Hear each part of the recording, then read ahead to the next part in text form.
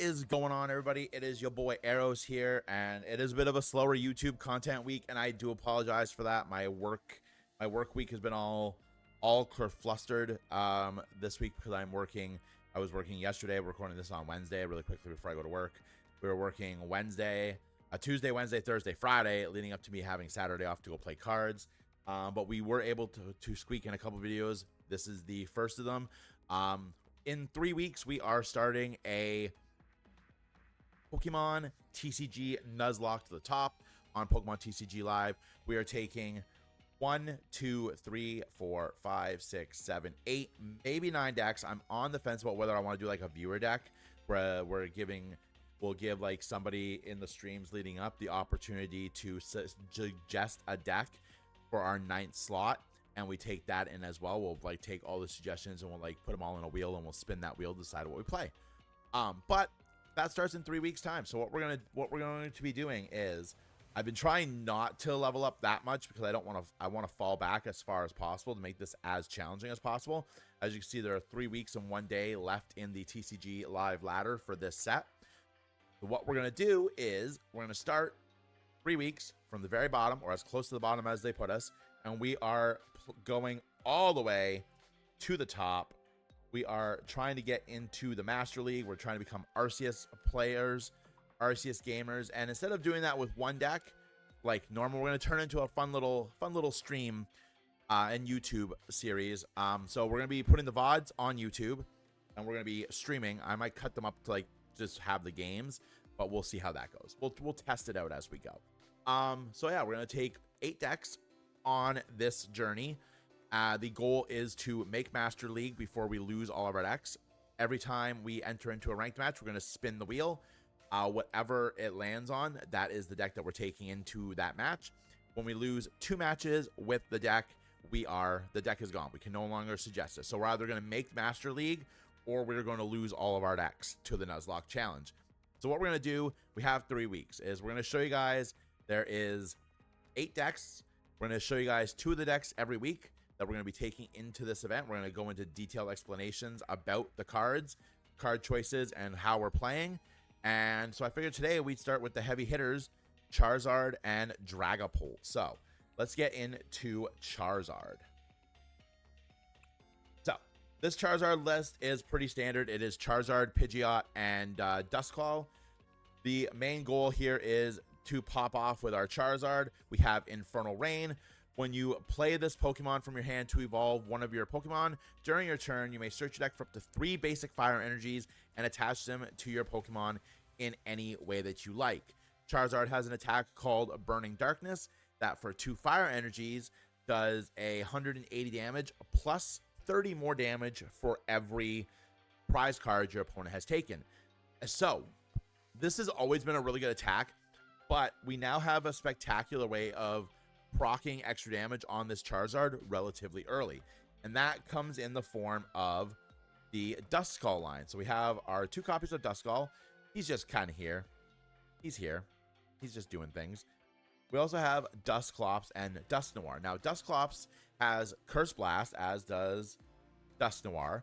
Duskull puts 5 damage counters on one of your opponent's Pokemon, and if you use this ability, this Pokemon is knocked out. So right off the bat, we're putting 5 damage counters on something, which is really good, and then we're knocking it out. So right off the bat, we're getting an additional 30 damage off of Charizard's Infernal Rain, which is really cool. Dusknoir does the exact same thing, but we put 13 damage counters on one of our opponent's Pokemon, which is amazing, and then we knock out Dusknoir. These 2 are really good in collaboration with Charizard because they're going to let us hit big numbers when our opponents might try to prize gate us. Now, one of the easiest ways to beat Charizard is to really map out your prizing very well. If you take one prize with a 230 attacking Pokemon, HP Pokemon, Charizard's not going to be able to respond with a one-shot. However, if that happens and you pop one of your Dusclopses, your opponent's now taking 2 prizes. Charizard is now swinging for 240 off of the first Infernal Rain, which is fantastic. But a deck that runs this many stage 2s can definitely have consistency issues, and that is where the Pidgeot line comes in. So we have our 2 Pidgeys, our 1 Pidgeotto, and we have our 2 Pidgeots. Pidgeot EX is, quite honestly, probably one of the best utility cards in the TCG.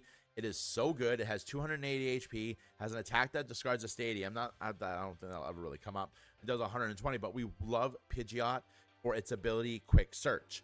What Quick Search does is once during your turn, you may search your deck for any card and put it into your hand. Then shuffle your deck. You can't use more than one Quick Search ability each turn. Now, you don't have to show your opponent what cards you get.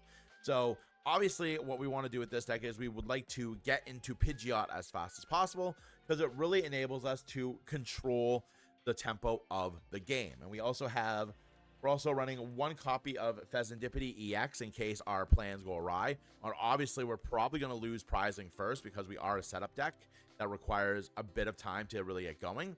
We have Flip the Script. Flip the Script is an ability on Pheasantipity EX that says, once during your turn, if any of your Pokemon were knocked out during your opponent's turn, that's key. You can't like pop a Dusclops and draw a bunch of cards. That'd be broken if you could. You get to draw 3 cards, and you can't use more than one Flip the Script a turn, so that's why we're only running one. This is a really good get back into the game card, and a really good way to cycle through your deck when something gets knocked out. So the Pokemon line is pretty solid. We are running, of course, 2 Charmeleons that prevents all attacks used by your opponent's Pokemon done to effects of attacks done to this Pokemon. I don't really think that's going to come in handy. And we, of course, running our 2 Charmanders. This is really good. I like this setup. Now, for our trainers for this, obviously, we're running the 4 rare candies because we would like to feasibly skip Pidgeot into Pidgeotto, but we do have the Pidgeot in here because we are running 1 copy of Technical Machine Evolution. It is a TM, so it attaches to your Pokemon. This one goes away at the end of the turn, regardless of you use it or not.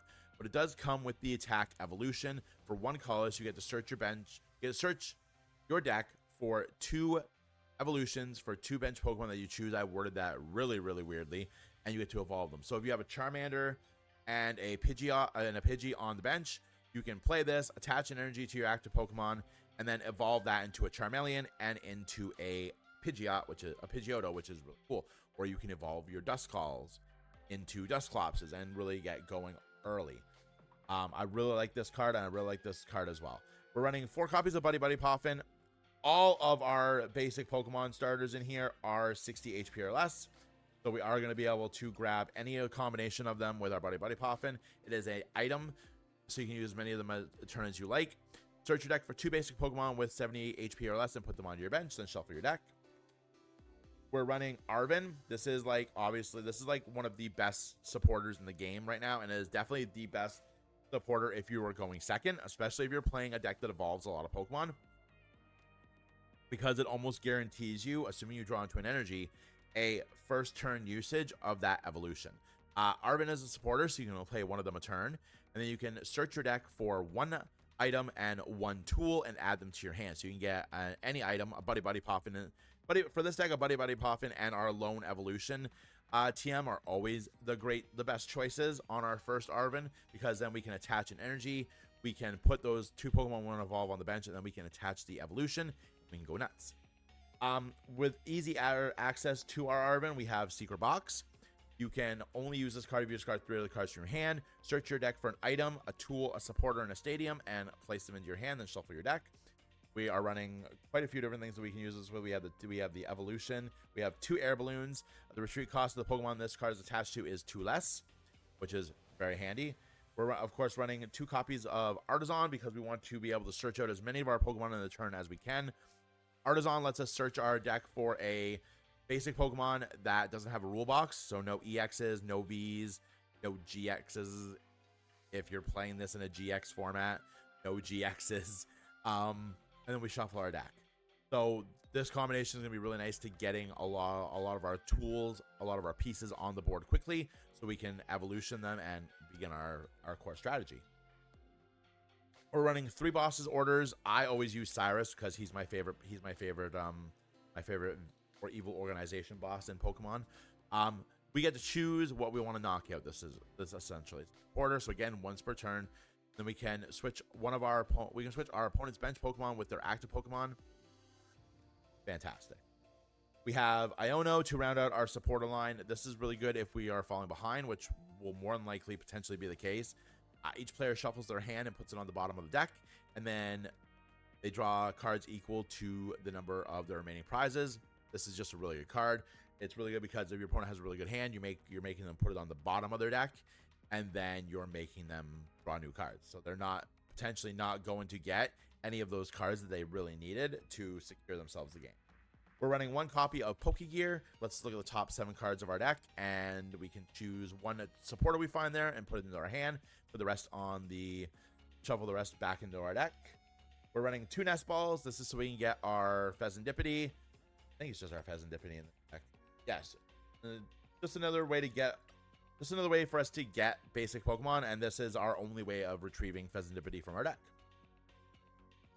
2 Night Stretchers. This lets us put a basic energy from your discard pile or a Pokemon back into our hand. Just a really good card. Counter Catcher is a Pokemon catcher if we are behind. It lets us switch one of our opponent's bench Pokemon with their active Pokemon.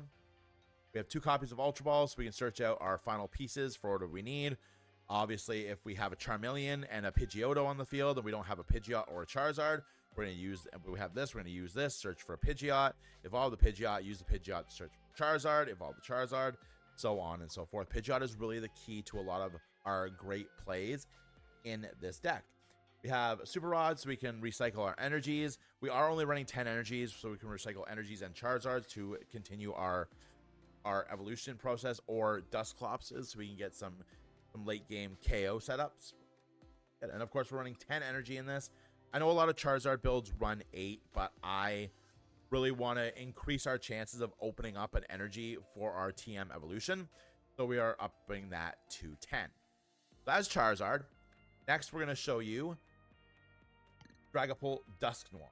Now, you're going to notice there's a lot of the same card choices in these decks, especially in the case of trainers, because Pokemon lines generally are about the same. Like, there are certain cards that are staples that are just really good in every deck, and this is a case here.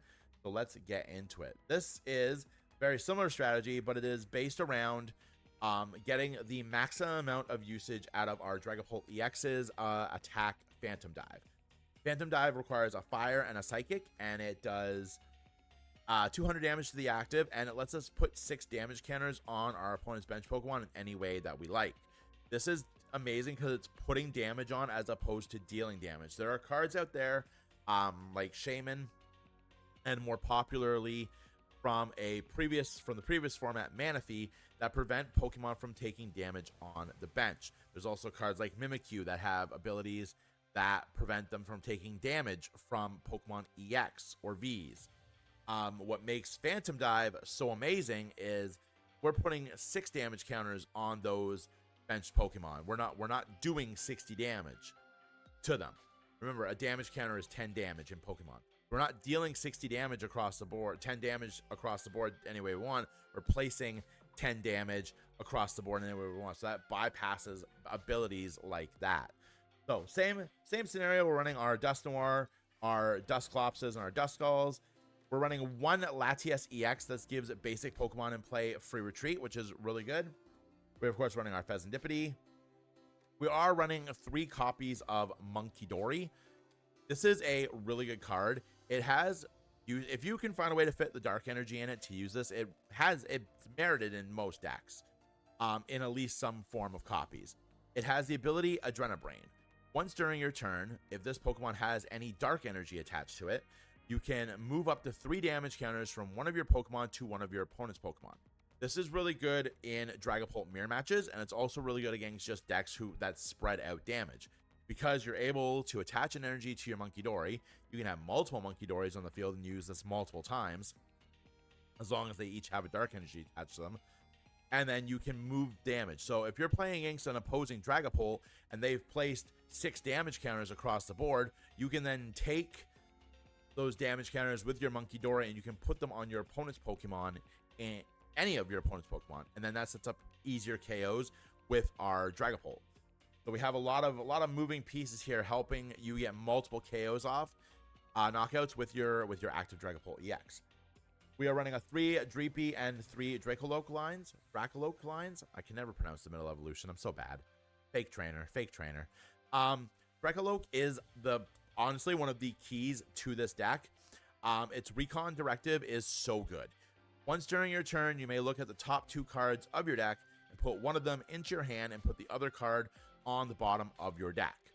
So this is just really good because you get to look at the top 2 cards. If there's something you want and something you don't want, you put the one that you don't want on the bottom of your deck and you keep the cards you want. Really good. Rounding out our Pokemon line for this deck, we are running 4 copies of arguably one of the most influential cards in the Pokemon trading card game meta right now. We're, of course, talking about Budew. Budew has 30 HP, and he has an attack that's free called Itchy Pollen. It does 10 damage.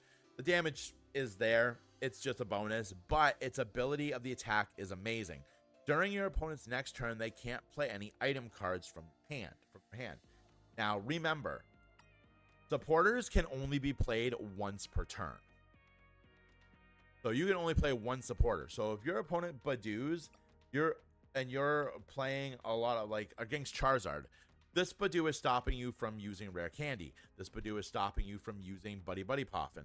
This Budew is stopping you from using ways to get your Pokemon out. This Budew is essentially slowing you down. If you're playing Skoldango and you go first and you don't get that Energy Search Pro, this Budew then comes out and it starts dealing. It's not going to do any damage against that match because Steel Pokemon have a grass resistance, but it's stopping you from playing those key cards you need to put out your damage, and then your Dragapults are just coming in and clearing the board.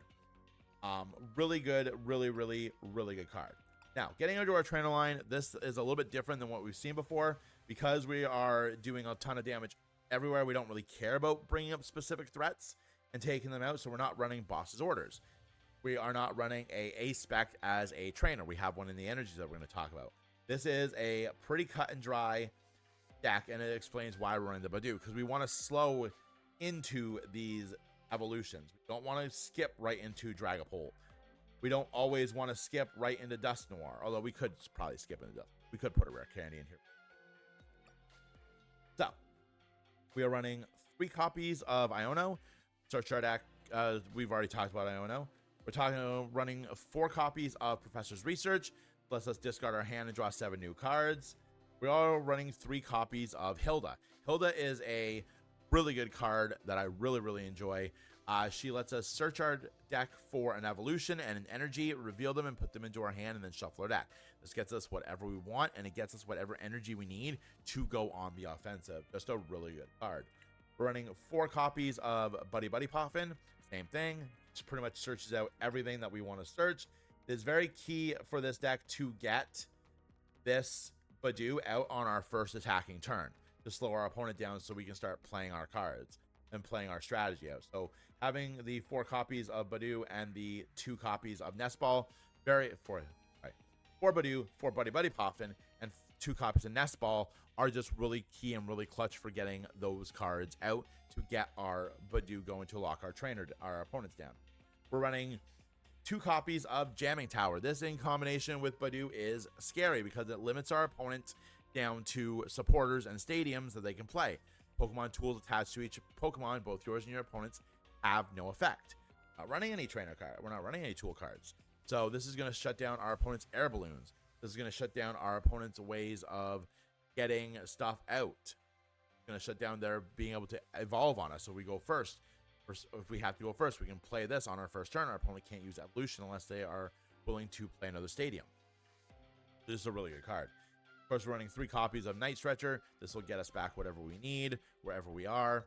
Just to really set up.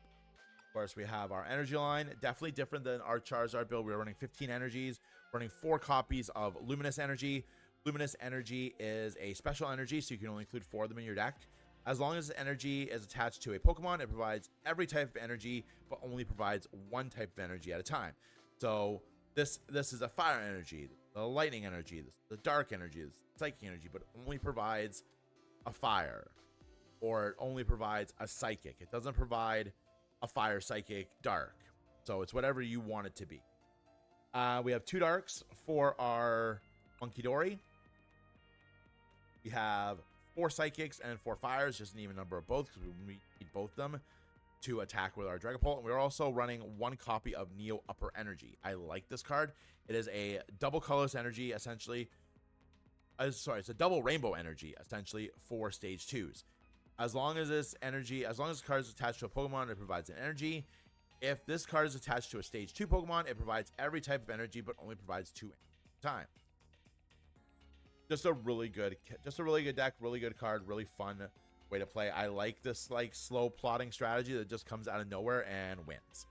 So we've shown you guys Charizard and Dusknoir words. Charizard, Pidgeot, Dusknoir, and Dragapult Dusknoir. Like I said, we're gonna put out one of these videos every week leading up to the start of the Nuzlocke, showing you guys 2 of the decks we're gonna use, or 3 of the decks if we decide to do a viewer's choice deck. I'm still on the fence about that. But yeah, hopefully you guys enjoyed.